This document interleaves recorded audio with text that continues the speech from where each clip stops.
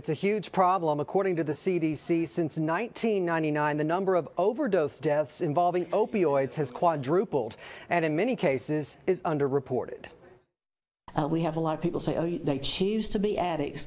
I promise you, as an addict, I never in my life would have ever chosen such a thing. She's been clean now for 12 years, but Christy Wells says it was a back injury that led her to rely on painkillers, ultimately leading the mother of 3 to a 15-year addiction with opioids. The moment that I took those pills and swallowed them and they had time to begin working, I knew from that moment that that was the greatest feeling I have ever had in my life, before and since. Wells said she was taking up to 70 pills a day, even committing prescription fraud, and at her lowest point tried to take her life by overdosing. All I saw was, I can't stop.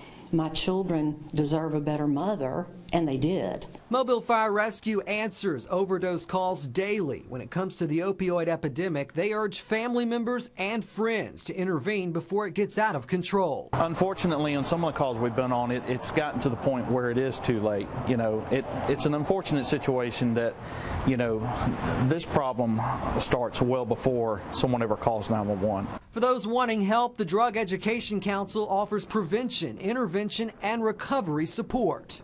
This is an epidemic that is crossing all socioeconomic lines. It didn't just happen. It's been evolving in the last 15 to 20 years. Executive Director Virginia Guy says opioid addiction is at an all-time high, but recovery is possible for those who want to put in the work. The hardest part is really that thing their brain is telling them that they cannot live without the drug. It'd be like us, you know, thinking that we were going to live without oxygen. You know, they really believe that they cannot live without it. Once they get past a certain point and they realize that they can, you know, life gets so much better. Christy is proof of that and now shares her story, hoping to help others learn to live again. For the addict, you know, we don't talk about it because it's such a shameful thing still in this era, when we know that it's actually an illness that is treatable, not curable, but absolutely treatable and manageable.